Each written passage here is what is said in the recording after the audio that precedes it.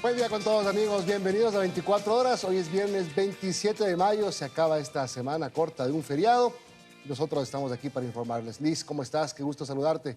¿Qué tal, Milton? Amigos, buenos días. El gusto es mío de poder compartir con ustedes este espacio donde tenemos importante información nacional, pero también pendientes de lo que sucede a nivel internacional, y eso lo estaremos ampliando con nuestros invitados.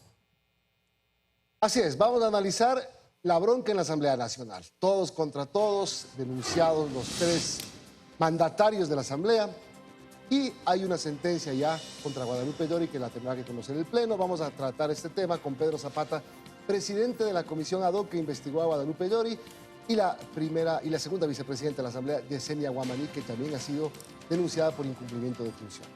Bueno, y también nos va a acompañar Orlando Goncalves. Él es consultor político a propósito de que este domingo Colombia va a las urnas para elegir a presidente y vicepresidente en un ambiente que está totalmente polarizado. Si bien hay encuestas que favorecen a uno de los candidatos, este tendría un techo muy bajo, y hay otros que podrían ser la gran sorpresa, es lo que se decía hasta el día de ayer. Vamos a analizar el panorama que enfrenta Colombia en estas elecciones. 22, vamos a empezar con la información nacional y, como dijimos, todos contra todos en la Asamblea. Sí, continúa el caos en la Asamblea Nacional, Minto, no solamente el tema pendiente de resolver la destitución o no de Guadalupe Llori, sino que ayer se sumaron dos denuncias más contra el primer vicepresidente de la Asamblea y la segunda vicepresidenta, siendo calificada solamente la de Yesenia Guamaní. Así es, porque se archivó la denuncia que tenía el primer vicepresidente Virgilio Saquicela. Ahora se tendrá que conformar una comisión multi o pluripartidista para investigarla. La vicepresidenta Guamaní dice que esto es una persecución política en su contra. Escuchémosla. Bueno, es una persecución política que lo han iniciado en contra de mí, en contra de mi familia, por no adherirme a esta nueva mayoría. Yo he circulado justamente un audio que es legal, que se dio en una sesión del bloque legislativo, en el cual el asambleísta Alejandro Jaramillo pidió 2 minutos para ser atendido. Aquí se intentó manipular a los asambleístas, indicando que si no somos parte de una nueva mayoría, perderemos los espacios en el CAL, y perderemos los espacios en las presidencias y vicepresidencias de las comisiones de la Asamblea Nacional. Quiero manifestarle a todo el país que esta persecución política sí ha llegado a mi familia, porque el asambleísta Jaramillo se ha acercado a familiares míos para ponerlos en mi contra.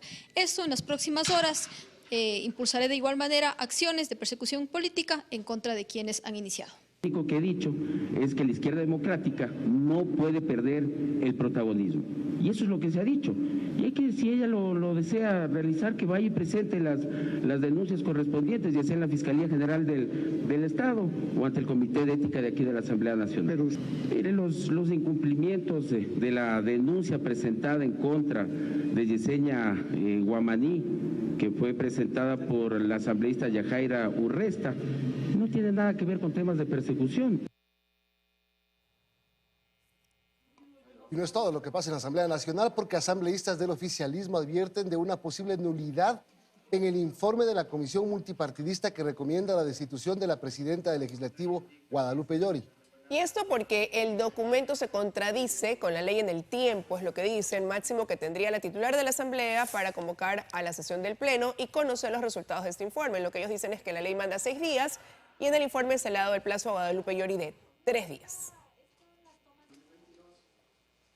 También ver la legalidad sobre algunos elementos que el informe incorpora, como temas sobre los 3 días de convocatoria, cuando eso es algo que no dicta la ley orgánica de la función legislativa, y otros temas que se trata de presionar o ejercer desde un informe el que la Asamblea Nacional trabaje de una u otra manera. Todo lo que empieza mal termina mal. De nuevo, en ninguna parte de la ley se establece el tema de las 72 horas. Es una condición que está colocando la comisión cuando eso es algo que no está establecido en la ley. Puede generar procesos de nulidad sobre ello, pero más que ese elemento es el por qué existe una insistencia por parte de las bancadas legislativas a querer ejercer presiones o funciones sobre lo que la Asamblea Nacional hace.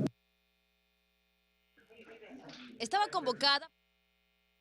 Bueno, y para el lunes 30 de mayo estaría ya la resolución del juez del Azuay, Carlos Gerves, sobre si acepta o no esta acción de protección que fue presentada por el presidente de la Corte Nacional de Justicia, Iván Saquicela, una vez que fue suspendido por el Consejo de la Judicatura por 90 días en sus funciones.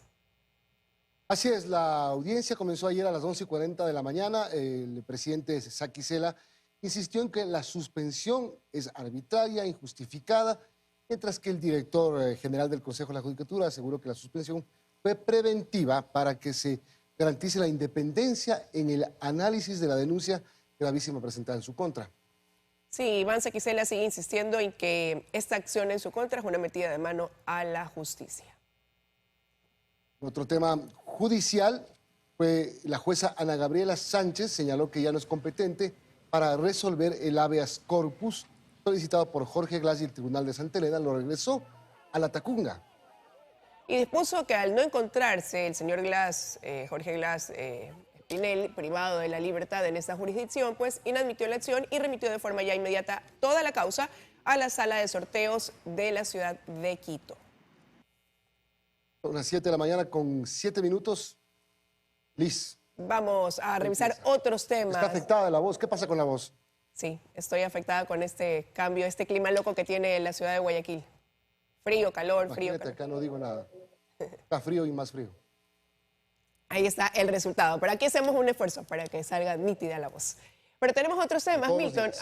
Ha causado gran impacto lo que se dio a conocer el día de ayer y que tiene que ver con operativos realizados por la policía, donde se logró también dictar prisión preventiva posterior a eso a Leandro Norero por el delito de lavado de activos. Es increíble, ¿no? 24 lingotes de oro y cerca de 7 millones de dólares en efectivo. Nada menos y nada más se le encontraron en su poder. Veamos el reportaje. Leandro Norero Tigua, su pareja Lina y sus hermanos Israel y Joana ya tienen prisión preventiva. Un juez de garantías penales se las dictó a la tarde de este jueves, acogiendo el pedido que le hizo la Fiscalía en la audiencia de formulación de cargos. Los cuatro fueron detenidos en un allanamiento realizado la madrugada del miércoles a un inmueble situado en una urbanización privada del cantón San Borondón. Como parte de los indicios recabados, hay cerca de 7 millones de dólares en efectivo, cuya procedencia no pudo ser justificada. 24 lingotes de oro, relojes de lujo, armas de fuego cortas y largas y municiones. La investigación de esta causa, según explicó Fiscalía en la audiencia, nació por una denuncia reservada. Y en 7 meses de indagaciones se pudo determinar la existencia de una empresa dedicada al lavado de activos, que es el delito por el que están siendo procesados los aprehendidos, a quienes se les detectó un inusual crecimiento económico. Leandro Norero Tigua, de hecho, tendría inversiones en el sistema inmobiliario y acciones y participación en varias compañías ecuatorianas. Además, era requerido por la justicia peruana por el delito de tráfico de sustancias sujetas a fiscalización, pues en el 2014 fue identificado por otros 2 detenidos como la persona que los reclutó en Guayaquil para que transportaran cápsulas con cocaína en su organismo, pero fingiendo su muerte logró que esa acción penal se extinguiera. Su defensa presentó un acta de defunción por COVID-19 acompañada de fotografías que confirmaban su deceso durante la pandemia. Ahora la Fiscalía de Ecuador investiga su relación con envíos de cargamentos de droga a diferentes países a través de los puertos de Guayaquil, pues para el traslado al exterior de la cocaína, Norero habría creado empresas que supuestamente se dedicaban a exportar productos ecuatorianos. Incluso se indagan las posibles conexiones que tendría con altos funcionarios de la Policía Nacional y la función judicial. Luisa María Heredia, 24 horas. 7 de la mañana con 9 minutos y sigue el estupor en Manta por el asesinato de la fiscal Luz María Delgado, que durante 30 días habría sido vigilada antes de su asesinato. Sí, recordemos que ella, fiscal de tránsito, y su asistente fallecieron durante este sicariato, ¿no? Se dice que son 3 extranjeros los responsables. Ellos habrían alquilado una propiedad cerca de donde se cometió el crimen y donde se recabaron además 12 indicios balísticos, y hasta ahí van apuntando las investigaciones a esta causa. Lo cierto, Milton, es que los funcionarios judiciales de Manta, en realidad de la provincia de Manabí, están preocupados por lo que está sucediendo, por esta ola de violencia, y la policía ha reconocido que tiene un déficit de 500 uniformados en esta zona del país. Claro, aprovechando el tema de lo que ocurrió con este lamentable hecho de sangre, que no es el único, ni el primero, ni lamentablemente va a ser el último. La provincia de Manabí, que corresponde a la zona 4, evidencia esas carencias que tiene, ¿no? Tanto el personal que tú mencionas como el material logístico. Ojalá pronto se pueda solucionar esto para que por lo menos haya más presencia logística de la Policía Nacional en esta provincia. Y recordemos que eso lo reconocen igual desde el gobierno, porque por eso se le incluyó también dentro del estado de excepción que aún está. Es una de las épocas más nefastas, más críticas para la salud pública en el país. Y es por eso que el Colegio de Médicos de Pichincha está pidiendo que se declare el sistema de salud por parte del gobierno en emergencia, porque dice Milton, no solo está la falta de medicinas, está la falta de insumos y el mal estado en que se encuentran ciertas infraestructuras de hospitales de la capital. Como el Pablo Arturo Suárez, por ejemplo, y como el Hospital Enrique Garcés del sur de Quito, así lo han denunciado ayer los profesionales de la salud. Pero Liz, no solo es del Colegio de Médicos de Pichincha, ahí en esa rueda de prensa estaban gerentes y funcionarios de hospitales públicos. Seguramente, dijeron, podrían ser despedidos por hacer públicas estas denuncias gravísimas. Realmente lo que dijeron ayer en esta rueda de prensa es muy serio. Y es que Milton, tienes razón y vale la pena agregar que estaban ahí todos presentes porque dicen que hay por ahora ya cerca de 1000 cirugías que están represadas. ¿Cuál es el problema? Que cuando quieren derivar a esos pacientes a ciertas casas de salud, no tienen la infraestructura para poderlos recibir a los insumos, y los que tienen convenio, por ejemplo, los que tienen que ser recibidos porque hay este convenio con el IES, tampoco esos hospitales los reciben porque no están al día en los pagos, ni el ministerio ni el IES. Entonces eso ahonda en esta situación. Escuchémonos.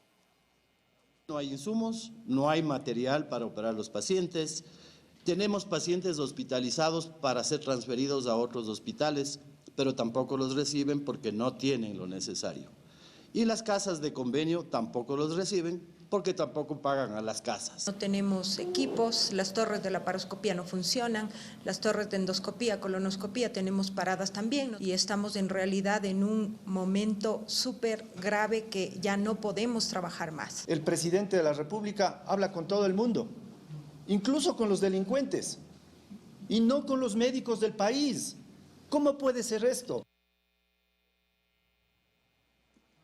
Bueno, es muy duro lo que dicen, ¿no? Muy serio, y esto mereció ya una respuesta de la ministra de Salud, pero la respuesta que vamos a escuchar no tiene ni siquiera sentido de lo que dijeron ellos, es decir, no se acerca en lo más mínimo, no les da casi la mínima razón. Y más aún, dicen ellos, Milton, porque recordemos que hubo un recorrido que hizo el vicepresidente y la misma ministra de Salud para constatar la situación, hacer una radiografía de cuál era el diagnóstico a nivel del país. Escuchemos lo que dice Jimena Garzón ahora. ¿Declarará en emergencia el sistema de salud? Habría que preguntarle al Colegio Médico de Pichincha cuál es la emergencia que ellos quieren. No hay hilos ni siquiera para saturar, señora ministra, es lo que dicen los médicos. Nosotros tenemos hilos para saturar, nosotros tenemos todos los insumos y los medicamentos en el Ministerio de Salud Pública. Les invito a darse una vuelta, pero estamos justamente ahora actuando desde el nivel central para poder proveerlos. Sale ya nuestro plan medicina siempre, ya en los próximos días. Bueno, esto se refería a la ministra Garzón a lo que dijeron los médicos del Colegio de Médicos de Pichincha y algunos gerentes de hospitales de Quito, pero en Guayaquil pasan cosas similares, Liz.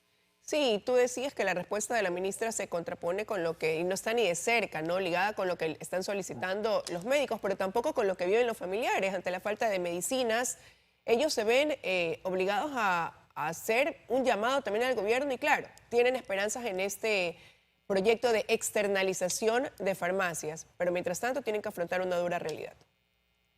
Vamos con Vanessa. Vanessa Robles está. ¿Dónde está? En el hospital Francisco de Casa Bustamante, si no me equivoco. Vanessa, buenos días. ¿Dónde anda primero? Empecemos por ahí. Hola, sí, Vanessa. Acá estamos. ¿Cómo están? Liz, Milton, buenos días. Acá estamos dándonos una vueltita por el Hospital del Niño Francisco y Casa Bustamante, un hospital de especialidades donde el escenario es el mismo. Faltan medicamentos y la vereda se ha convertido en la sala de espera de los padres de familia que están acá ávidos de noticias, tratamientos, tomografías, ecografías, los exámenes que requieren sus hijos para salvar sus vidas en algunos de los casos. Pocos días es la promesa a la que se aferran estos padres de familia para que entre otras cosas, también se ejecuta el plan Medicina Siempre, que es este proyecto de externalización de farmacias para que a través de un código puedan ir a cerca de 2.000 boticas a retirar todos los medicamentos que requieren para tratar a los pacientes en primera fase en consulta externa, pero de una u otra forma, ellos están ávidos de que esto ya arranque, de que ya empiece, porque aliviaría su bolsillo. Un proyecto que escuchamos por primera vez en la boca del vicepresidente Borrero a mediados del año pasado, ya casi un año, y luego de diferirse esta promesa que en marzo, que el 16 de mayo, que el 1 de junio, aún continuamos esperando. A la par, mientras ellos esperan, pues tienen que ver de dónde sea para conseguir sus medicamentos y sobre todo que puedan recibir un tratamiento integral, porque si bien es cierto, compren los medicamentos, pero acá nos han contado, no se hacen todavía las radiografías o las ecografías que sus hijos en algunos casos necesitan, o tomografías, están acá esperando. Hay un señor que tiene ya 12 días y aún no se le da un diagnóstico completo. Esa es la preocupación aquí en los alrededores del hospital, cumpliendo con el deber informativo y transmitiendo el sentir de la gente. Milton, Liz, ustedes tienen más. Buenos días. Bueno, a esta hora vamos a conversar con la segunda vicepresidenta de la Asamblea Nacional, Yesenia Guamaní, y vamos a conversar con el presidente de la Comisión Multipartidista que evalúa a Guadalupe Llori y Pedro Zapata. Quiero empezar por lo último que pasó ayer al final del día. El CAL calificó la denuncia en su contra, vicepresidenta. O sea, usted está siguiendo los pasos de Guadalupe Llori. Milton, buenos días, un cordial saludo para usted, para Liz, también para Pedro, un cordial saludo y para todo el país. Sí, ayer lamentablemente se calificó una denuncia que es ilegal por un supuesto incumplimiento de funciones por haber mocionado.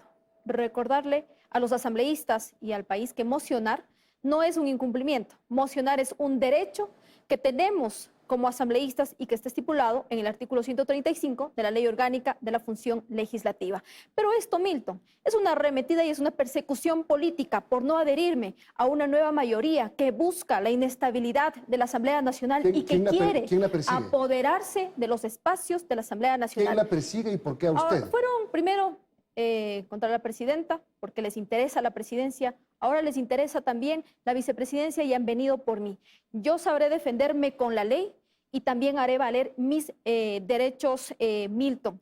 La persecución política que han seguido en mi contra y también, lamentablemente, contra mi familia está liderado por exmilitantes de Izquierda Democrática, el asambleísta Jaramillo y el asambleísta Moreira, que con bajeza política y un pleito barato se han ido en contra de mi familia también por hacerme un daño político a mi persona. Sabré defenderme, Milton, reitero esto, la persecución política y la arremetida que han tenido en mi contra solamente por no adherirme a una nueva mayoría. El asambleísta Jaramillo ha sido claro en decir que si no somos parte de una nueva mayoría, perderemos los espacios en el CAL y también en las presidencias y vicepresidencias de las comisiones de la Asamblea Nacional. Jamás me prestaré para irregularidades y eso lo he dicho y mi posición ha sido firme y la firmeza, lamentablemente, Milton, y a todo el país, tiene un costo político. Liz. Sí, y buenos días a ambos, ¿no? Y quiero un poco cerrar este tema con la asambleísta Guamaní. Usted ha dicho que se ha vinculado a su familia y quizás eso resulta difícil también de entender. ¿Por qué? ¿Por qué ponerlo usted en contra de su familia? Que es lo que usted señalaba ayer, ha hecho el asambleísta ex coideario suyo, Alejandro Jaramillo. En las investigaciones, Liz, lo digan, el asambleísta Jaramillo se ha acercado a familiares míos para ponerlos en mi contra. La asambleísta Moreira se ha ido también en contra de mi padre por hacerme un daño político a mi persona, bajeza política, porque aquí lamentablemente, si se van por lo legal, no pueden fundamentar absolutamente nada. Como pero ayer hubo dos denuncias. Si me permite, aquí está la denuncia por un supuesto incumplimiento de funciones, por haber mocionado. ¿Quién firma aquí? Firma el correísmo, la bancada de UNES. ¿Apoyado por quién? Por exmilitantes de Izquierda Democrática que fueron expulsados del partido por justamente prestarse para lo que dice el correísmo. Aquí está Javier Santos y también está el asambleísta Alejandro Jaramillo, quien firma esta denuncia. Denuncia ilegal, reitero esto, por mocionar, por hacer cumplir la ley, por defender la institucionalidad de la Asamblea Nacional, pero preferimos, Liz, ser pocos y ser de la minoría quien está trabajando por defender la institucionalidad, por defender las prioridades de la Asamblea Nacional y no ser de una mayoría que solamente busca apoderarse de los espacios.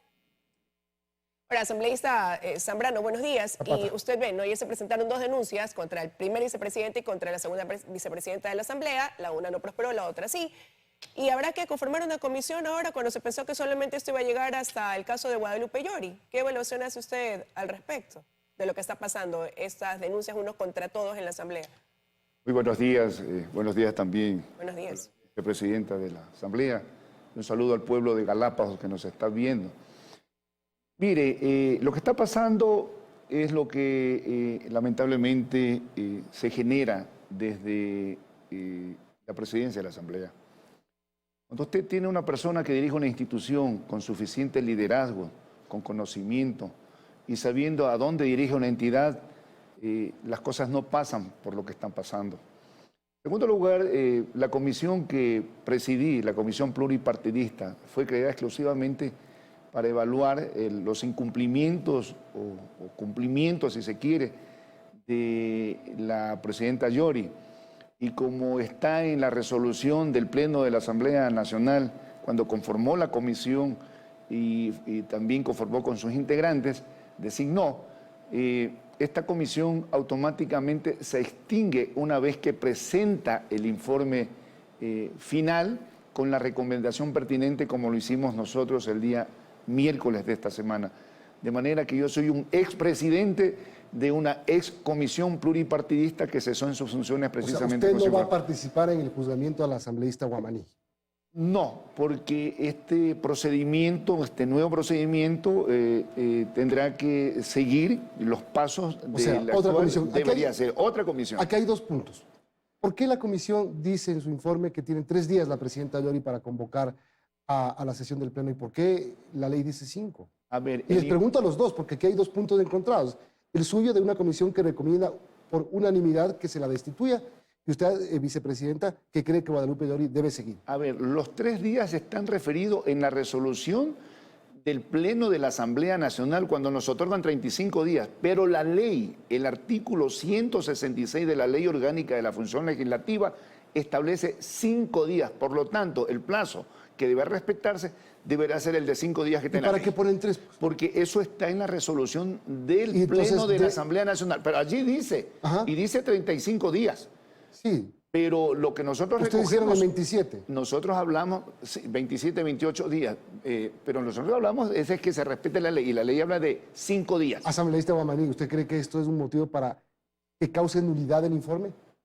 Bueno, se han dado una serie de irregularidades. Incluso el día de ayer en mi denuncia también quisieron incluir fechas en la resolución y después leyeron la ley y se dieron cuenta que no era posible y se retractaron. Yo le voy a tomar la palabra al asambleísta Pedro Zapata, a quien respeto mucho, porque hemos tenido justamente esa línea de trabajar de manera correcta. No concuerdo con la comisión pluripartidista, porque aquí se tiene que hacer un informe que sea imparcial y objetivo. Pero ya desde un inicio dijeron que había incumplimiento de funciones y le tomo la palabra cuando dice que no se va a prestar para formar parte de una comisión pluripartidista que se tendrá que conformar por esta denuncia presentada en mi contra, porque ya vemos que algo se inventarán en el camino para que esta misma comisión sea quien sustente esta denuncia presentada. El día de ayer yo escuché por parte de un asambleísta de la bancada de UNES que indicó que la misma comisión será la que sustancie esta denuncia en mi contra, lo cual sería ilegal. Pero lamentablemente, Milton y Pedro, hay que ser honestos con el país.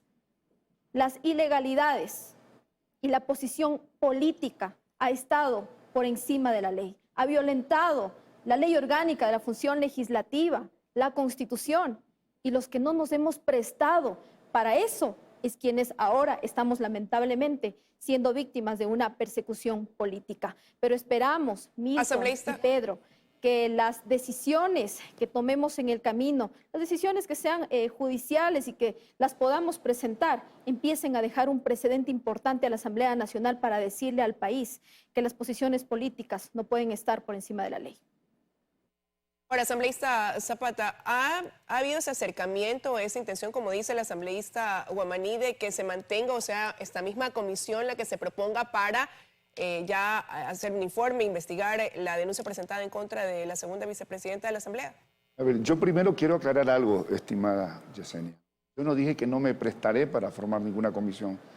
Yo lo que dije es que esta comisión que fue creada para un fin no debe seguir actuando para otro tipo de procesos.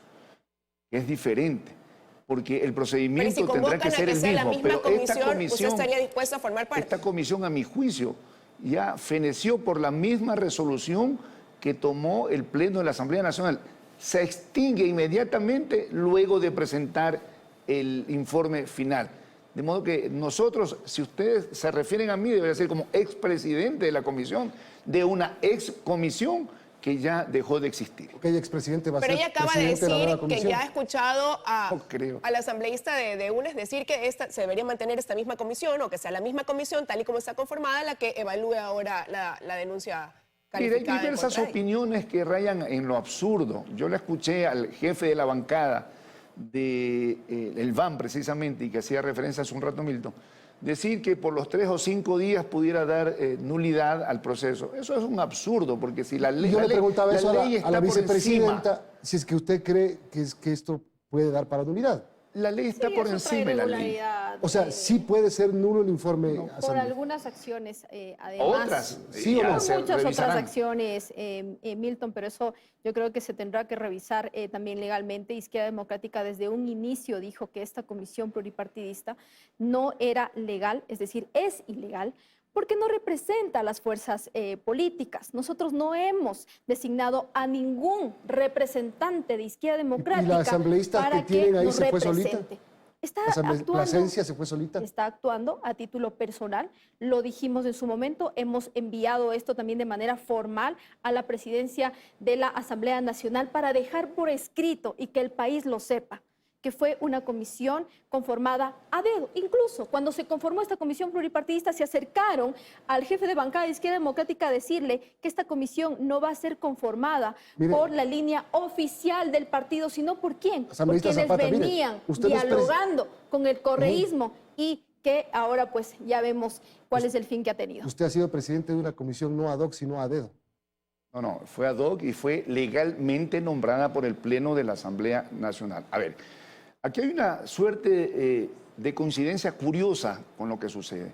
Precisamente los dos partidos que han sido aliados al gobierno, es decir, Izquierda Democrática y Pachacútec, son los que tienen problemas al interior de sus filas, al interior de su bancada. Pues esos problemas tienen que arreglarlos al interior de la bancada, pero no pueden reflejar aquello de que me gusta o no me gusta quien sea nombrada por el Pleno de la Asamblea como representante de algún partido o movimiento político. De modo que la legalidad está allí. Si no hay acuerdos internos, pues lamentablemente pasa lo que está pasando. Pero son problemas que suceden y deben resolverlos al interior de cada partido o movimiento político, estimado. Y en eso le doy la Asambleísta razón. Zapata, no me contestó. ¿Se ha conversado para que ustedes quizás integren la siguiente comisión que se tendrá que crear para evaluar ahora la denuncia presentada? No, a mi juicio debe nombrarse una nueva comisión pluripartidista ad hoc para el proceso que tendrá que seguirse una vez que ha sido calificado por el CAL la denuncia en contra de la vicepresidenta Yesenia. Ahora, al asambleísta Guamaní, tal y como están los números hoy, si es que no se declara nulo ese informe, que es lo que se propone desde el oficialismo, los votos en el Pleno estarían inclinados a una destitución de Guadalupe Llori, si es que se suma el respaldo que podría tener ese informe. En caso de que prosperara una evaluación en su contra, los votos serían más o menos similares, o los respaldos serían más o menos similares. Sí, Liz, y es justamente por lo que había manifestado, les interesan los espacios de la Asamblea, les interesa la presidencia, les interesa la vicepresidencia, entre ellos mismos se cubren. Por ejemplo, el día de ayer que se tenía la denuncia en contra del vicepresidente Virgilio Saquicela, terminaron salvándolo sabiendo que sí ha incurrido en un incumplimiento de funciones. Lamentablemente los votos y las posiciones políticas no respetan la ley, no respetan la Constitución y nosotros nos sabremos defender como siempre lo hemos hecho respetando la ley. ¿Va a votar en contra del informe de la Comisión Pluripartidista? Bueno, a nivel interno, Milton, nosotros no tomamos decisiones personales, nosotros tomamos decisiones, nosotros analizamos a la interna, debatimos a la interna y posterior a ello tomamos una decisión para votar, en este caso, en contra o a favor del informe. Pero en principio están a favor de Guadalupe No, Llori. nosotros no vamos a apoyar, Milton, una comisión, y eso ya lo hemos dicho desde un inicio, no apoyamos una comisión que fue conformada de manera ilegal, por lo que todo lo actuado también es ilegal. O sea, nulo. Es nulo. Perdieron Pero el tiempo. lamentablemente el tema político, mire lo que pasa, y justamente el día de ayer se dio otra muestra de que Zapata, los ¿qué votos dice? están por encima de la ley. A ver, yo respetaré y debo respetar su opinión, estimada vicepresidenta, pero no necesariamente debo compartirla, porque hay unos huecos alrededor de lo que usted dice. Primero, el CAL fue conformado por una mayoría de la que participaron ustedes como Izquierda Democrática, Pachacuti, con el gobierno.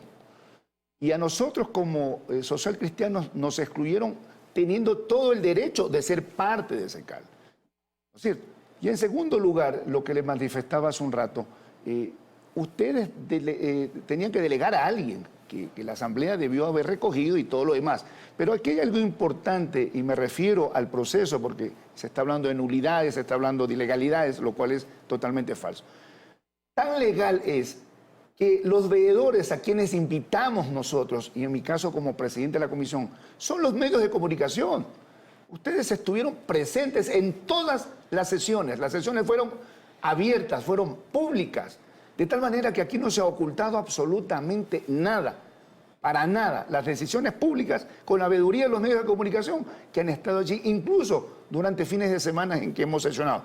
De tal manera que esto nos da mayor tranquilidad a la decisión tomada por nosotros. Pero como esta comisión simplemente es un órgano de sustanciación, la decisión final la tomarán y la tomaremos los 137 asambleístas en el pleno cuando se haga conocimiento del informe.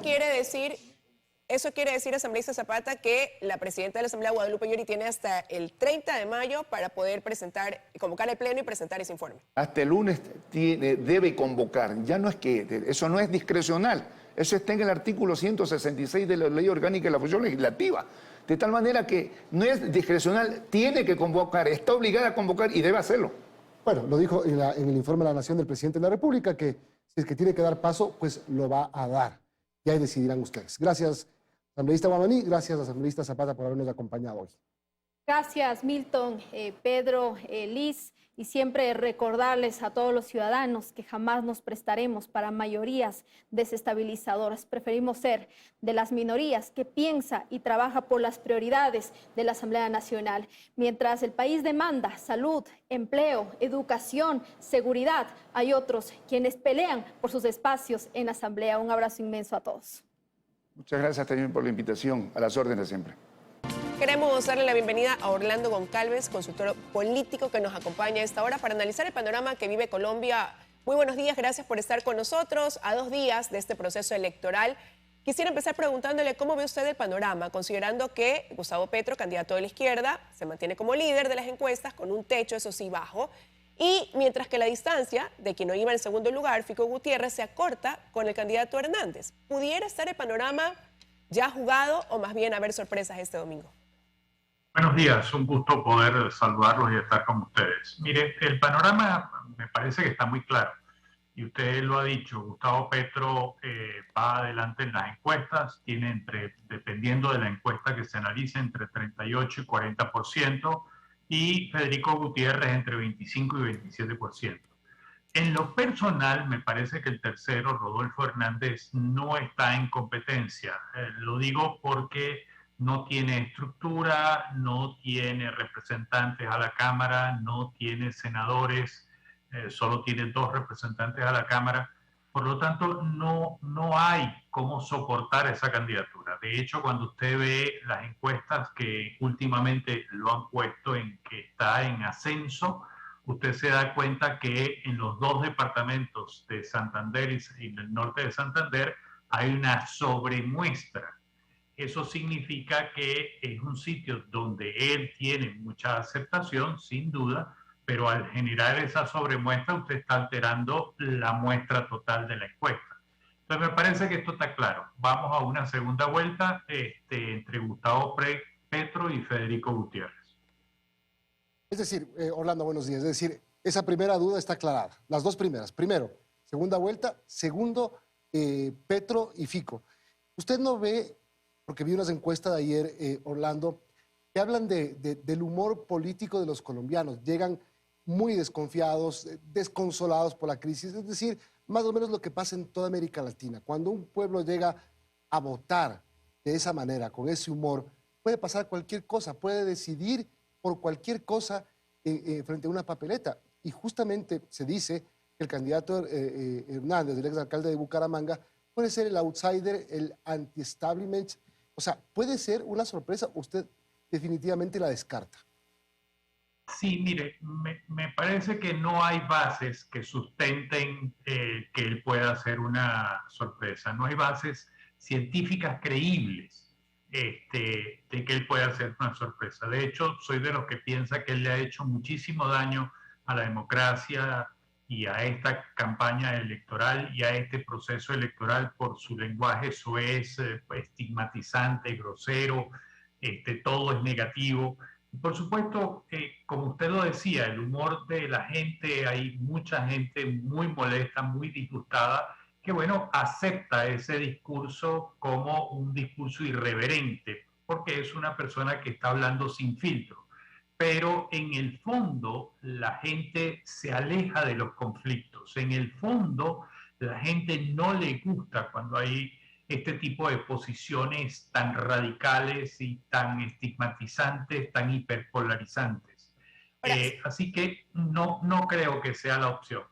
Señor Goncalves, pero al ser Gustavo Petro quien lidera las encuestas y habiendo una segunda vuelta, ¿podría mantenerse ese apoyo mayoritario a ese candidato de izquierda que viene pues a cambiar un modelo que ha mantenido Colombia durante los últimos 10 años?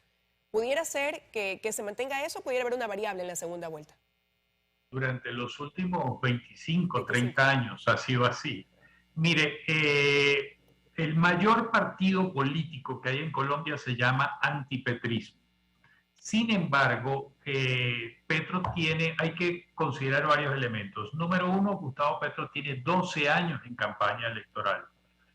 12 años recorriendo cada rincón del país. Así que me parece que él ha ido logrando venciendo poco a poco esa resistencia que tenía. Uno. Dos, es cierto que es muy poco lo que han subido los candidatos en este proceso electoral. Eso producto de unas campañas muy sonsas, muy insípidas, muy donde ellos hablaron de ellos y se atacaron entre ellos, más que hablar de los problemas de la ciudadanía y cómo resolverlos. Y por lo tanto, Gustavo Petro se ha mantenido estable y ha crecido, pero muy poco. La pregunta es cómo va a actuar la gente en segunda vuelta. En primera vuelta, la gente por lo general vota por el candidato que quiere. En segunda vuelta, vota contra el candidato que no quiere ganar. Y me parece que a pesar de que el antipetrismo sea el partido más grande, no me parece que Federico Gutiérrez pueda aglutinar todo el antipetrismo y frenar a Gustavo Petro. Ahora, el techo de Gustavo Petro puede ser este 40% que dicen algunas encuestas, otras del 38, 39. Es decir, Petro en primera vuelta llega a su techo y lo que usted acaba de decir, Federico Gutiérrez, Fico, ¿es el hombre que podría vencer a Petro en la segunda vuelta o no encaja realmente? No encaja, no es potable, no es un candidato potable, no es un candidato que pueda trascender más allá de, por ponerle una etiqueta, de trascender a la derecha. Mientras que Gustavo Petro, no sé si por conveniencia o por estrategia, ha suavizado mucho su discurso, no es un discurso radical como en las otras campañas, y esto le ha permitido salir a buscar votos en el centro y salir a buscar votos en una izquierda muy moderada, los socialdemócratas. Se lo pongo en números para que lo vea fácil. Gustavo Petro debe sacar cerca de 8 millones de votos en primera vuelta. En este país el 50% se abstiene, son 39 millones de electores, por lo tanto votará entre 19 y 20 millones. Eso significa que para ganar en segunda vuelta necesitas 10 millones. ¿De dónde va a sacar él esos 2 millones? Bueno, una parte importante la va a sacar de Sergio Fajardo, que debe sacar cerca de 1,5 millones de votos en esta primera vuelta. Ahí probablemente él consiga más de 1 millón de votos. Y otra parte es el voto antisistema que representa Rodolfo Hernández. Ahí puede obtener probablemente otro 1 millón de votos más. Así que por ahí le salen los 10 millones.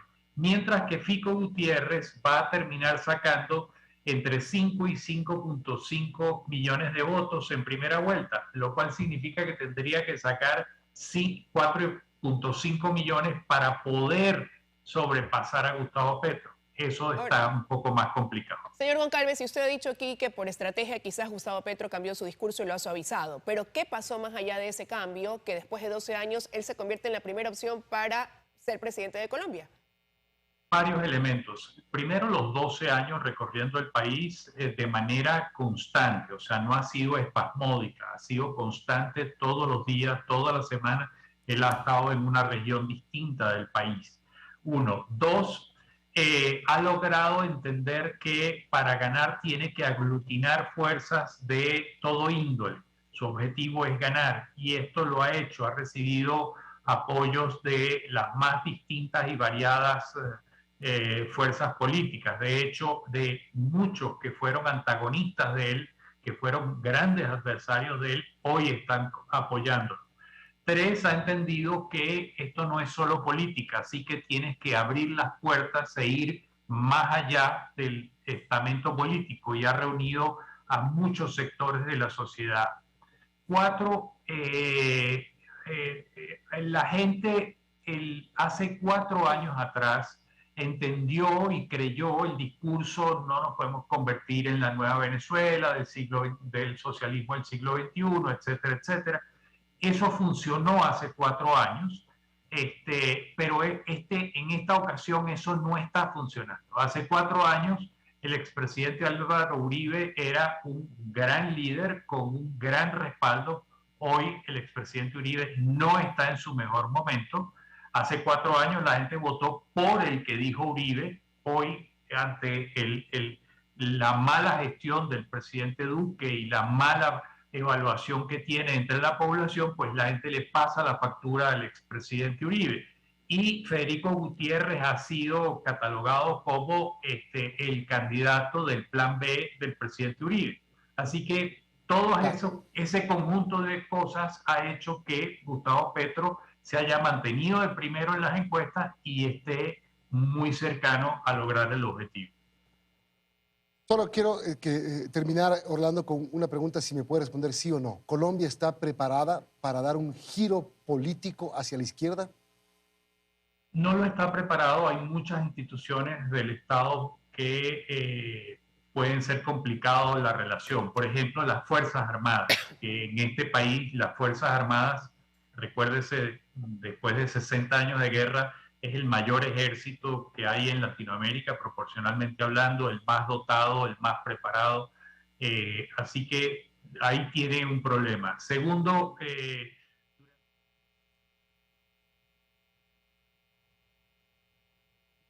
se nos cortó la comunicación, pero le queremos agradecer y quedó muy claro. Gracias, Orlando González, consultor político de Colombia.